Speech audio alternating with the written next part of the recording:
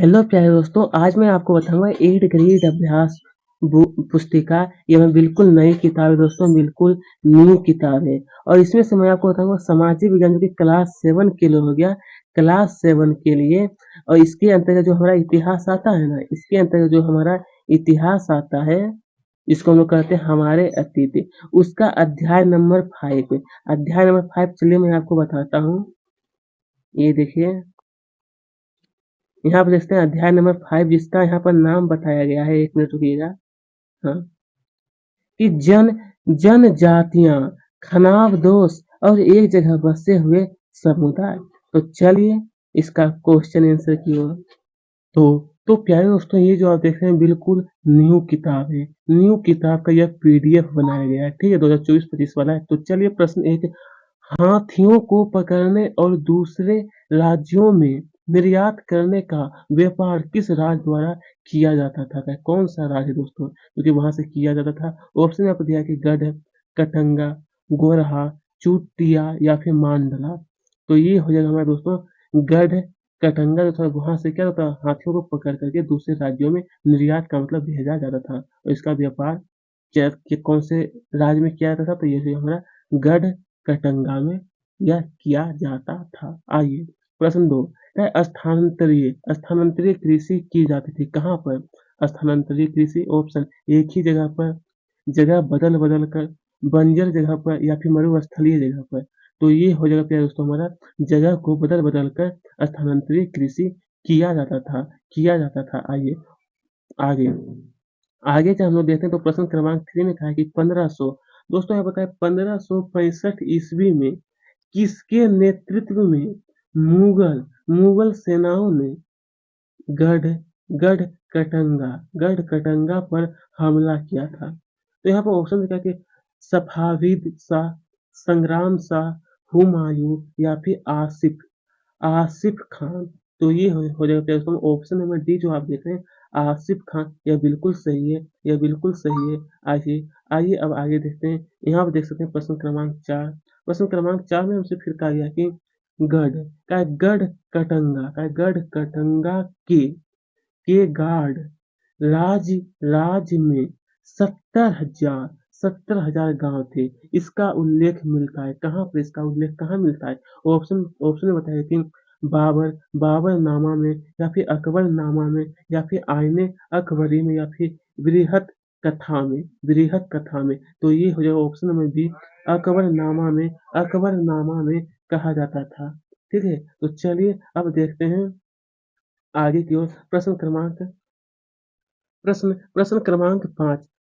5 में आखिरकार कहा है कि आहोम आहोम लोगों ने किस फसल की खेती में नए नए प्रयोग किए? कौन? ये जो आहोम लोगों ने यहाँ पर कहा है कि गेहूं की फसल, चना की फसल, चावल की फसल या फिर मक्का की फसल। तो ऑप्शन नंबर सी जो आप देखेंगे, चावल की फसल जो था दोस्तों, आहोम लोगों ने फसल इन्हें नए नए प्रयोग किए इसमें। आइए दोस्तों अब हम लोग देखते हैं प्रश्न क्रमांक 6 इसमें से कहा गया है कि प्रत्येक जनजाति के लोग यहाँ पर क्या बना, आपको नातेदारी के बंधन में जुड़े होते थे। अब आज के इतिहासकार जनजातियों का इतिहास लिखने के लिए वाचिक परंपराओं का इस्तेमाल करते हैं। मतलब अभी के जो आधुनिक इतिहासकार जो होते हैं दोस्तों, वो वाचिक परंपराओं का इस्तेमाल करते हैं। अब यहाँ पे बलोच बलोच यहाँ पर आपको क्या बना है, उत्तर पश्चिम क्षेत्र में एक विशाल एवं शक्तिशाली जनजाति थी। क्या थी? एक शक्तिशाली जनजाति।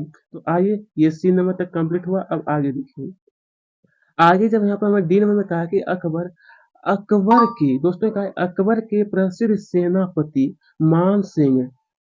कौन थे दोस्तों? मान सिंह ने 1591 में चेर लोगों पर हमला किया। किस पे? तो चेर लोगों पर। अब है दोस्तों यहाँ पर कि बंजारा लोग व्यापारी और खनाब दोस्त थे। इसका कारवा डा टांडा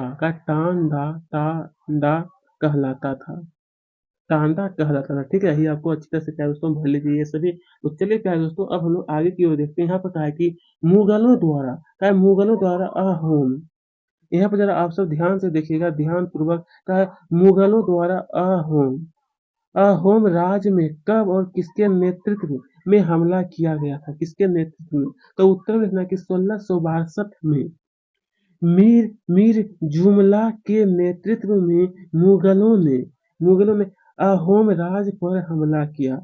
बहादुरी बहादुरी से सामने साम सामना करने के बावजूद अहोम लोगों की पराजय हो गई थी। किसकी? तो अहोम लोग जो थे ना उसका पराजय। आइए प्रश्न क्रमांक 8, प्रश्न क्रमांक 8 में हमसे कहा गया है कि जन जनजातियां जनजातियां अपना जीविकोपार्जन पार्जन किस प्रकार करती थी? किस प्रकार? तो इसका उत्तर लिखना है कि जनजातीय खेती से अपना जीविकोपार्जन करती थी। कुछ दूसरी जनजातियों के लोग शिकारी, संग्राहक या पशुपालक थे। प्राय वे अपने निवास स्थान के प्राकृतिक संसाधनों का पूरा इस्तेमाल करने के लिए इन गतिविधियों का मिला-जुला रूप अपनाते थे। कुछ कुछ जनजातियां खनावदोष, जैसे कुछ जनजातियां हो गया ना यहाँ पर खनावदोष थी और वह एक जगह से दूसरी जगह घूमते रहती थी। तो यही आपको लिखना था दोस्तों। ये हो गया प्रश्न क्रमांक 8 का उत्तर।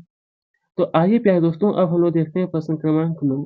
तो प्रश्न क्रमांक 9 में क्या है जरा आप लोग ध्यान से कहा कि अहोम कहा गया हमारे दोस्तों यहाँ पर कि अहोम राज में जिन लोगों से जबरन जबरन काम लिया जाता था वे क्या कहलाते थे? वे क्या? तो उत्तर में लिखना है कि राज्य में जिन लोगों से जबरन काम लिया लिया अहोम राज जाता था वे पाइक कहलाते थे। क्या चीज दोस्तों? वे जो लोग थे ना दोस्तों उसे हम लोग पाइक कहते थे। जबरन काम किया जाता था उसे हम लोग कहते हैं पाइक। आइए अब यहाँ पर कहा है कि खनाव दोष किसे कहते हैं? यहाँ पर पूछा है दोस्तों खनाव दोष किसे कहते हैं? तो उत्तर में लिखना है कि खनाव दोष घुमंतु लोग को कहते हैं। मतलब जो एक स्थान से दूसरे स्थान पर वो घूमते रहते हैं ना उसी को कहते हैं खनाव दोष। उसमें से कई पशुचारी होते जो अपने रेवड़ पशुवृद्ध के साथ एक चारागाह से दूसरे चारागाह घूमते रहते और उनका उनका जीवन यहाँ पर है दोस्तों हमारा ये जीवन दिया है। उनका जीवन जीवन दूध और अन्य पशुचारी उत्पादों पर निर्भर होता था। इसीलिए दोस्तों मतलब आदिवासी जो लोग थे जो पहले जंगल में रहते थे वो क्या करते थे एक स्थान से दूसरे स्थान पर घूमते रहते थे। किस लिए? अपने आवास के लिए, अपने खाने पीने के लिए वो एक स्थान से दूसरे स्थान पर वो घूमते रहते थे। तो वही खनाबदोश किसे कहते हैं? तो घुमंतु लोग को कहते हैं। इसके बारे में ये सब आप लिख लीजिए।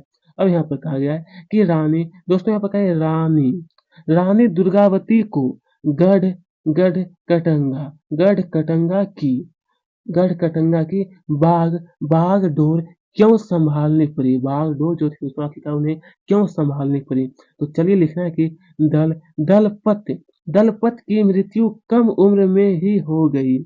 रानी रानी दुर्गावती बहुत योग्य थी और उसने अपने 5 साल के पुत्र वीर नारायण के नाम पर शासन की कामना यहाँ पे कामना संभाली। उसके समय में राज्य का बहुत अधिक विस्तार हुआ था। तब ये रानी दुर्गावती के समय में ये जो रानी दुर्गावती जो था इससे लगभग कि क्लास 4 की 5 में बताया गया है। ये हिंदी में दिया गया था, हालाँकि ये 7 में भी बताया गया है इसके बारे में। चलिए आइए अब देखिए प्रश्न क्रमांक बारे में हमसे कहा गया है कि स्थानांतरित कृषि किस प्रकार की जाती है? कैसी कृषि दोस्तों? ये जो स्थानांतरित कृषि जो होता है वो आखिर किस प्रकार किया जाता है? तो इसका उत्तर लिखना है कि जगह बदल कर की जाने वाली कृषि स्थानांतरित कृषि कहलाती है। कैसी? आपको पता चल गया ना दोस्तों स्थानांतरित कृषि क्या होता है? जगह बदल कर जो खेती किया जाता है उसे स्थानांतरित कृषि कहलाती है। किसी किसी वन प्रांत के पेड़ों और झाड़ियों को पहले काटा और जलाया जाता था। उसकी राख में ही फसल बो दी जाती जाती है। जब यह जमीन अपनी उर्वरता खो देती है तब जमीन का दूसरा टुकड़ा साफ किया जाता है और इसी तरह से फसल उगाई जाती थी। अब पहले मतलब किया जाता था, अब ऐसा नाम मतलब कहीं-कहीं शायद ही कहीं होता है, पहले ऐसा होता था।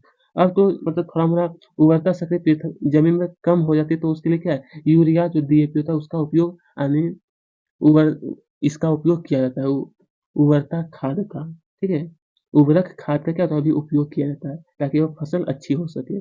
पहले इतना विकास नहीं था इसीलिए लोग लोग क्या करते थे कि जगह बदल-बदल करके वो अपना खेती करते थे, ठीक है? चलिए, क्या है वर्णों, वर्णों के भीतर छोटी-छोटी जातियाँ क्यों उभरने लगी थी? किसके भीतर क्या है दोस्तों? तो कहा है वर्णों के भीतर छोटी-छोटी जातियाँ तो लिखना है कि जैसे-जैसे अर्थव्यवस्था और समाज की ज़रूरतें बढ़ती गई, नए हुनर वाले लोगों की आवश्यकता पड़ी, वर्णों वर्णों के भीतर छोटी-छोटी जातियाँ उभरने लगीं। उदाहरण के लिए ब्राह्मणों के बीच नई नई जातियाँ सामने आई।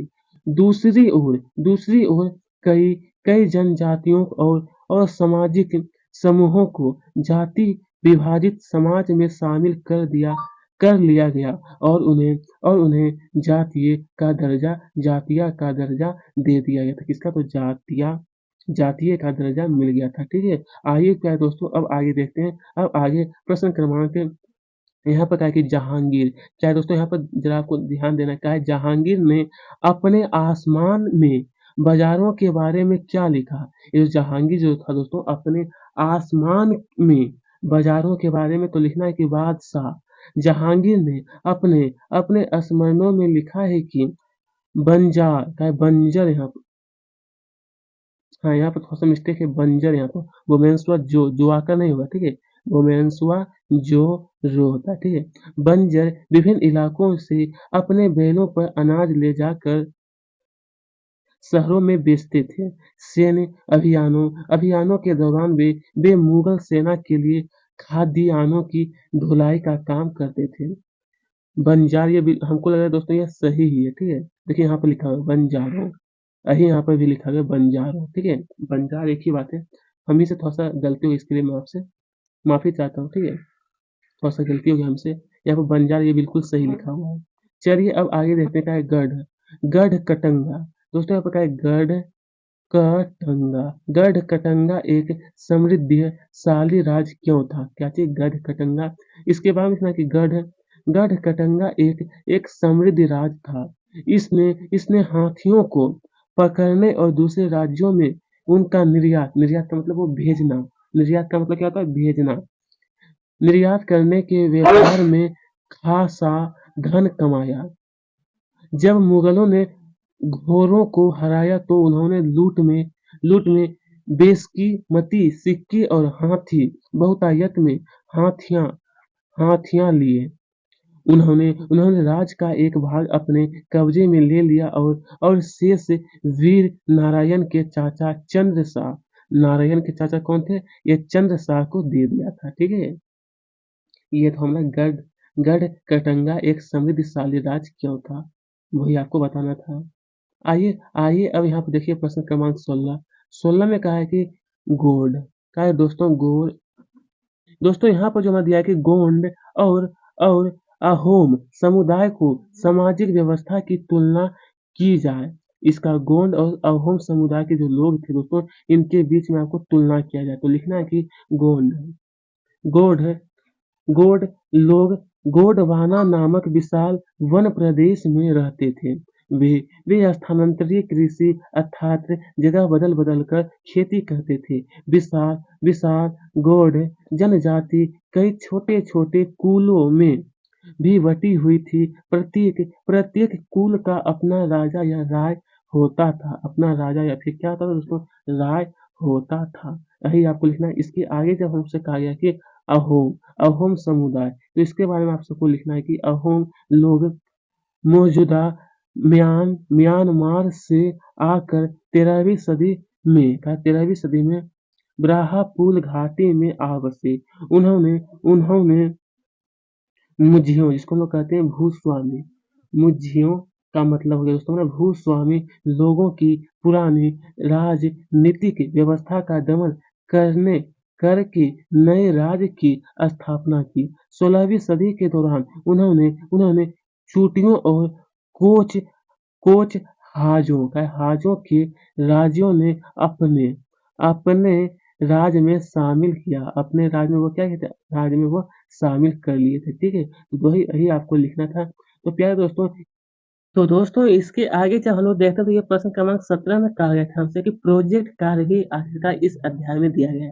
तो चलिए मैं तो पहले ही बता दिया था दोस्तों कि आपको एक भी प्रश्न संपूर्ण हल बताया जाएगा चाहे इसके लिए इसीलिए मैं प्रोजेक्ट कार्य तो इसको भी मैं बता ही रहा हूँ। बहुत सारे दोस्त अगर लिखने का इच्छा है तो वो इसका आंसर लिख सकते हैं। चलिए, ताकि पता करें कि आजकल गाँव से शहर तक अनाज ले जाने का काम कैसे होता है।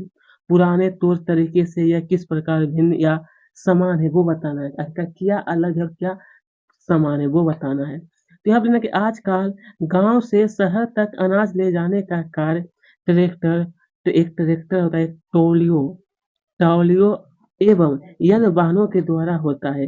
पहले के समय में यह काम बैलगाड़ियों एवं घोड़ा गाड़ियों के द्वारा किया जाता था। पुराने समय में अब यह कार्य शीघ्र अति शीघ्र हो जाता है। मतलब पहले क्या होता है बहुत ही इसमें समय लगा था लेकिन अब क्या होता है बहुत कम समय में ही बहुत अधिक काम निकल जाता है मतलब अच्छा काम हो जाता है, ठीक है? तो चलिए तो दोस्तों यह वीडियो यहीं पर ही समाप्त होता है। यह अध्याय का भी संपूर्ण उत्तर मैं आपको बता रहा हूँ। धन्यवाद प्यारे दोस्तों, आप सबने मेरे साथ लास्ट तक बने रहे और दोस्तों मैं क्या मदद कर सकता हूँ, कौन-सा आपको वीडियो चाहिए, वो इसके लिए आप हमें कमेंट में ज़रूर बताइए। मैं आपका जितना भी आप कमेंट करिएगा उसका मैं रिप्लाई भी दूँगा और हो सके तो उसका परेशानी का मैं सामना भी कर सकता हूँ। तो धन्यवाद प्यारे दोस्तों आप सब